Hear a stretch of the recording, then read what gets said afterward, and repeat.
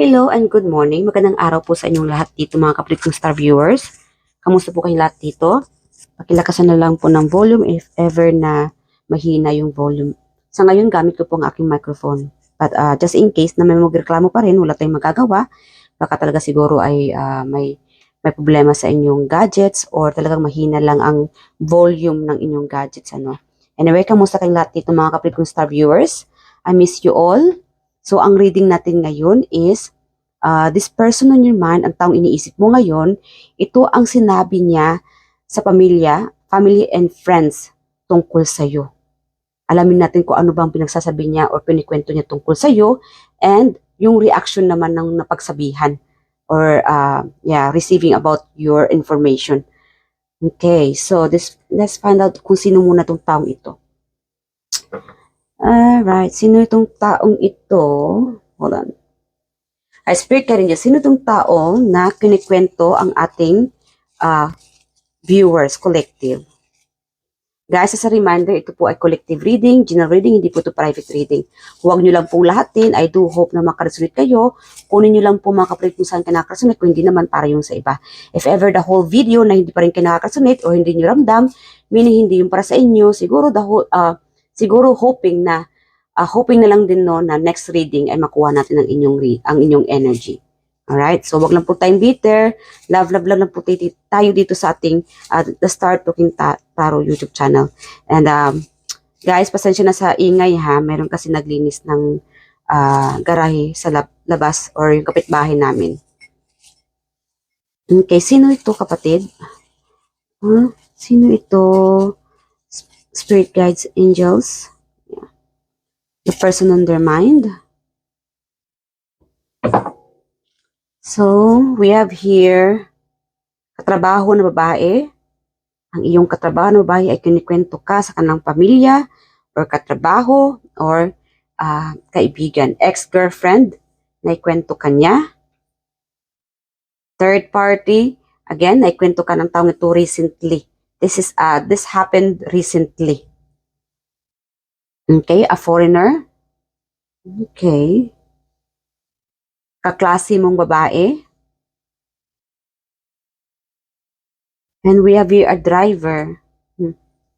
May driver dito. Siguro nag-Uber, Grab, single parent. Kaibigan mong lalaki ay naikwento ka niya. Okay, guy hater. Siguro ayaw mo to sa taong ito. Sino pa? Okay. Our spirit guide niya. Sino itong tao na lately naikwento ang ating collective sa kanilang family or friends or colleagues? Sino itong taong ito?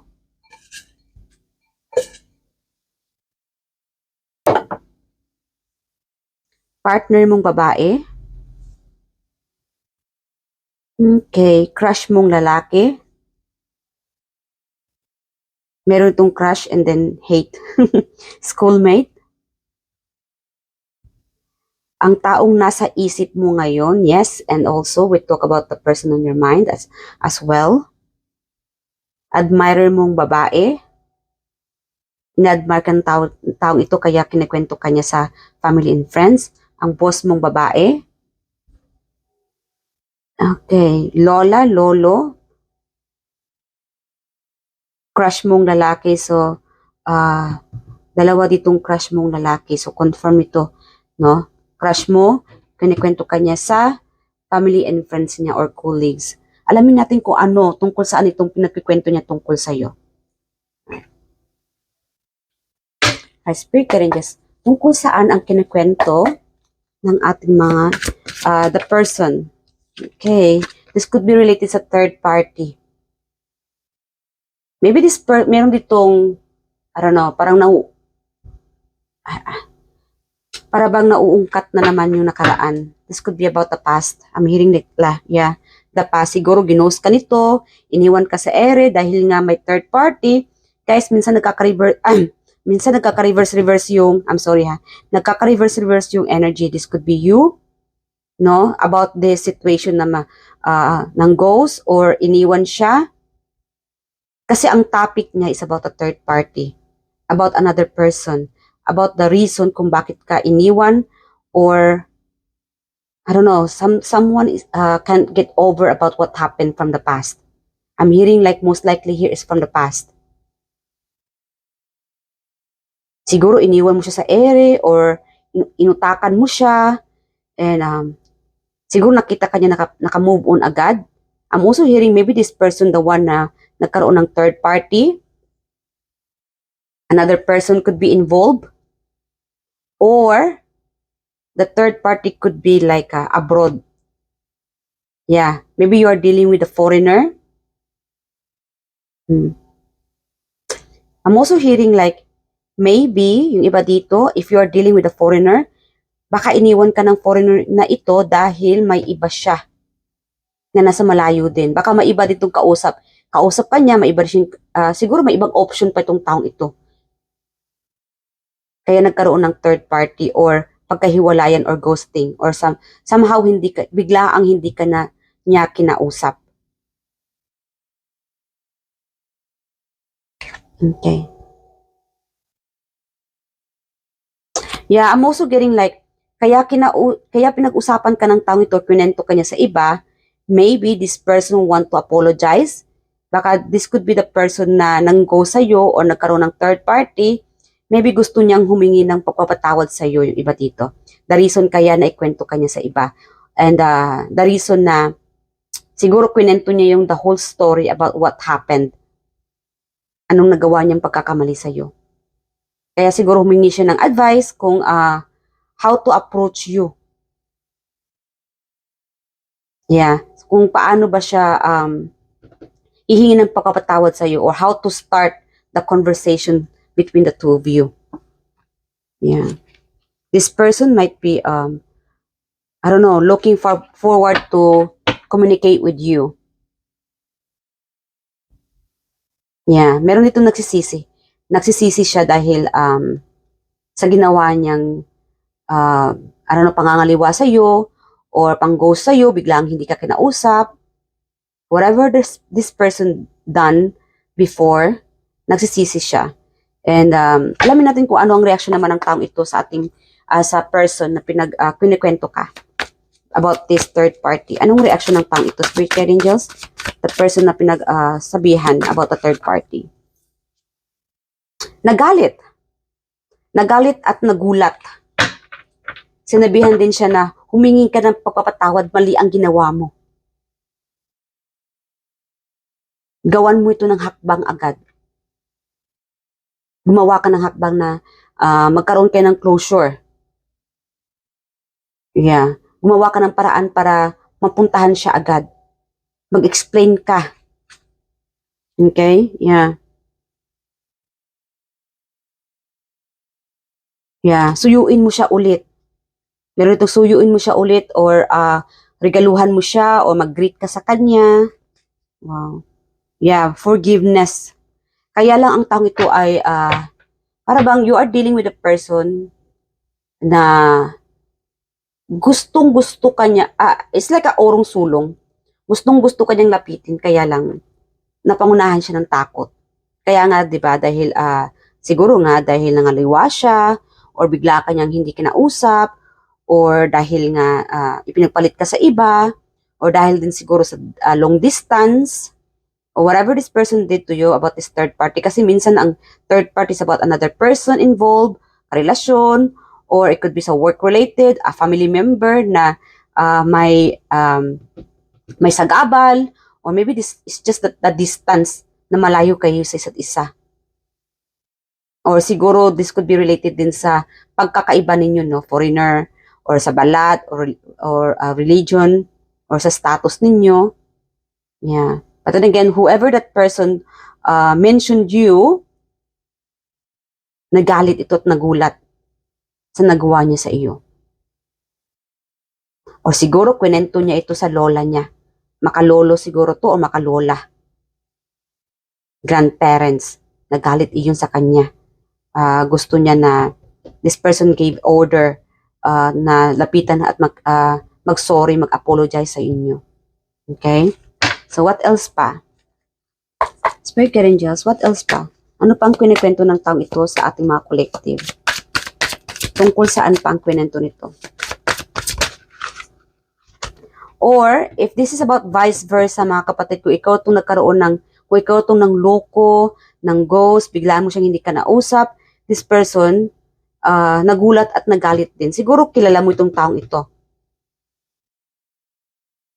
Yeah. Maybe you could be the one na kailangan din maghingi ng pagpapatawad dahil sa nagawa. I don't know what you guys did. Whatever situation. Kasi ang gusto ng taong ito ay mag-usap kayo. Yeah, yun lang. At para magkaroon ng clarity. Maybe this person wants you to surprise, to approach you. Sinabihan kasi siya dito na to approach you surprisingly. Magugulat ka na lang. Siguro yung iba dito, it might gonna happen soon or parang surprise. Parang gagawa ito ng taong itong hakbang na masurprise ka dito na kausapin ka. Baka siguro may distance sa inyo dito. Baka nasa ibang bansa ito or somehow ay malayo lang kayo, no? But then again, guys, maybe this person is stalking you, no? Chine-check niya siguro yung mga galaw mo or siguro sa social media, but this person might be planning on talking to you para I don't know, meron kasing galit dito, meron naman dito na they just want to approach you and magkaroon ng clarity to surprise you. Hihingi ng pagpapatawad, siguro dito ay dahil sa galit ay gusto kang kausapin. Yeah, whatever happened, kung ano yung sitwasyon ninyo. Meron naman dito na this person talk about you. If you are a single parent, yeah, or somehow may anak ka na, this person is so proud or happy to see you, no? Okay, another energy, this is different energy, different story. If kung may anak ka na, or single parent, this person is so proud or siguro ay kwento ka niya sa family and friends, o siguro boss mo rin ito, naikwento ka niya na may anak ka na. Siguro, you might be not look like have a kids. Baka wala sa itsura mo ang may anak, kaya nagulat siya. And so, that's why this person is talking about you, your private life na, yan si collective, may anak na yan. Di ba hindi siya, okay, di ba hindi halatang may anak na siya? Kasi parang happy-go-lucky siya, or, it's like a proud, sharing the story about you na you are a workaholic, you raise your own children or your child, and you are so brave of how you face all the chaos, no? Kung ano itong mga pinagdaanan mo, ang dami mong pinagdaanan, pero andyan ka pa rin, laging nakangiti. Hindi nila akalain na despite everything na pagod ka na, nakayanan mo ito. May anak kang binuhay, and masayahin kang tao, hindi ka mukhang may anak na. Okay? Yeah. And this person is enjoying your company. Siguro, dahil nakwento ka niya, gusto ka niyang ipapakilala sa taong ito. Ang taong kinikwentuhan ka. Or kinikwento ka sa taong, I don't know, close friend, family member, co-worker.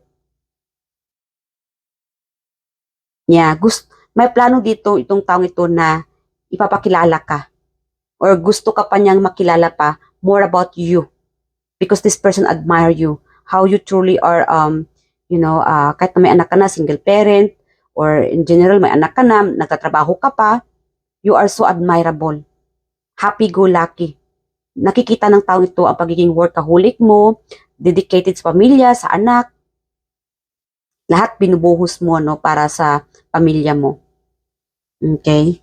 Yeah, and this person want to be friends with you. Nag-i-enjoy siya na maging kaibigan or maging close, at least closeness. Yeah, this person talk about you, how you raise your child, your children, yeah, ang pagiging mabuting magulang. Yeah. You are so admirable. And ano naman ang reaction ng taong ito nang malaman niya na may anak ka na pala? Okay, Knight of Pentacles. So this person, maybe this person wants to help you too financially, or siguro gusto ka rin niyang maging kaibigan. Kaya lang at this moment, mayroon pa nitong parang, I don't know, nahihiya. Yeah, maybe you are dealing with a person na torpe, or siguro, in general, hindi ka lang din talaga niya kilala ng lubusan. But this person want to talk to you, wants to be friends with you, kasi nasa narinig niya tungkol sa'yo dahil sa taong ito. Na kinikwento ka niya na dahil may anak ka na, and how this person sees you very kind, happy, friendly, and workaholic, no? Yeah. And this person also, kaya nga ina-admire ka niya, and this person wants to be friends with you. Kaya lang, nahiya siya to approach you. Yeah. O siguro ba para bang, dahil sa narinig niya tungkol sa'yo, parang na-inlove tuloy siya sa narinig na tungkol sa'yo. Even if you are a single parent. Even if you are, you have a kid, kung may anak ka dito. Okay? And another story here, kung wala ka namang anak, maybe this person talk about you sa school. I'm hearing like schoolmate. Okay? Or kaibigan na lalaki, kaklase, katrabaho. Yeah. This person sees you very charming, masayahin, matalino, may pagka-childish. Yeah. And the more na, I don't know, siguro nga, di ba, dahil crush ka rin niya. Yeah. Ang crush mong lalaki, may crush din sa'yo. Meron naman dito, hate mo siya, ayaw mo sa kanya, kaya lang crush ka naman niya. But again, guys, kahit hate mo siya, everybody have a freedom kung sino ang gugustuhin nila, kung sino itong ina-admire nila. But then again, this person talk about you because this person admires you. Masayahin kang tao. Napakamaganda at gwapo mo. You look young. Or siguro, sabihin natin guys, it doesn't have to be you look young, but energetically, you are young. Okay, feeling young. Yeah. And these people admires you. Mas, the more na nakikita ka nilang napaka, I don't know, like, may freedom, masayahing tao, parang walang problema, or go with the flow. Yeah. It's like, may haters ka, meron naman dito na gusto kang tulungan. Protecting you. I'm also getting like, you have a couple or multiple admirers, suitors, na may gusto sa'yo, para bang meron dito nakikipagkompetensya. Para mapansin mo siya, or para mapili mo siya. I'm also hearing like, maybe you are dealing with 2 or 3 people. Wow, ang haba ng hair. Kung wala kang buhok, ibang hair na lang. Anyway guys, pasensya na ha. Pinapatawa ko lang kayo dito. Yeah, so this person, hearing like in love. Okay, if this is about your partner, yeah, your partner is so admired by you. Okay? Mas lalo siya na-in love sa'yo kasi pinikwento niya sa katrabaho niya, no? Pamilya niya, or work-related, or family members. Your person, yung kapartner mo po ay napaka-proud because of how you taking care the family, your children, your kid. Minsan kinikwento niya kung paano ka nagiging, I don't know, balance. Yeah. It's like, nagkwento niya minsan kung paano ka naging, ang tawag to? Kung paano ka magalit. The only thing na nagagalit ka is because of how you taking care of the family, the children. Kinikwento sa example na ha, kung may anak kayo ng partner mo, sabihin natin na, as a collective, wag mong galawin ang anak niya or ang anak namin. Wag, sabihin natin na, kailangan matulog muna ang anak namin na gitong oras. Kasi pag hindi yan natutulog na gitong oras, nagagalit yan. Sa akin yung nagagalit. Nabubulyawan ako ng galit. Oh, or, si collective, iba yan pagka nag-alaga ng mga anak namin. Pagka kung anong mga binili niya sa akin na hindi ko nagawa, or hindi nakikinig ang mga bata, sa akin nabuntong yung mga problema, yung galit niya. Ako ang laging sinisisi. But this person still love you. Your person, your partner understand you. But again, guys, inikwento ka niya sa ibang tao dahil mahal na mahal ka ng person mo. It's just that how your person so proud of you and truly madly in love. Meron kasi itong mahal na mahal ka niya kahit na hindi naman na sinisiraan ka niya, no? It's just like sinishare niya lang yung kung ano ka sa pamilya, kung ano ka sa bahay. Yeah. Okay. So ano pa? So ano naman ang reaction ng mga tao ito kung about sa iyo sa pamilya, sa mga anak mo? About your partner na kinikwento ka ng partner mo. Another, masayahin. Okay, napakamasaya, mabuting nanay, tatay, madaling mainit ang ulo, nagagalit agad. Okay, pag hindi nagawa yung mga rules sa bahay ay sa kanya na buntong ang galit. Ano naman ang reaction nito ng taong ito? Okay, okay. Sabihin, okay, ang sinabi dito is, tulungan mo rin siya, magtulungan kayo. Magtulungan kayo ng partner mo. Itong advice sa kanya din. Nakakatanggap din siya ng mga advice. Protect your family, help your children, tulungan ang iyong pamilya, magtulungan kayo, maghingi ng pagpatawad, and kalimutan yung mga sakitan, no? Or get over it. Siguro pagka nagagalit siya o nagkaroon ka ng away, no? Kinikwento, siguro lumalabas siya ng bahay or may ka-chat or ka-text siya na somehow ay pagka nagkaroon ka ng problema, ito, may sinabihan siya agad na a family member or friend na ganito, nag-away kami ng partner ko dahil sa anak ko, ganyan-ganyan. And then, ang kwento naman sa kanya or ang sagot naman ng taong ito, yung nakikinig sa kanya, sa mga problema niya tungkol sa'yo, ayusin mo ng partner mo iyan. Mag-ayos kayo. Magtulungan kayo. Tulungan mo rin siya. And alagaan mo rin yung mga anak ninyo. Yun ang ibinigay din na advice sa kanya, which is good, no? Mabuting tao din yung na-approach niya. Kasi mayroon naman na nakakarinig lang ng konting away ninyo, para bang imbis na makatulong, tinutulungan pa na masira ang relationship ninyo ng taong ito. Yeah, so that's good. That's good na ang kinausap niya is a good person, no? Para magkaroon kayo ng closure ng taong ito. So, what else pa? Ano naman ang kwento niya? Spirit Angels. What else? Ano pang kwento ng taong ito sa ating mga collective? Sa ibang mga tao. Okay. Beautiful, charming, and handsome, sexy, macho. Yan. Kinikwento ka niya doon na napakagwapo mo, sexy, macho. Yan, nasabi ko na yan kanina. Napaka-charming, confident. Okay. Mapagpanira or two faces. So, maybe this is the person na nagagalit, ano. Yeah, this could be your ex.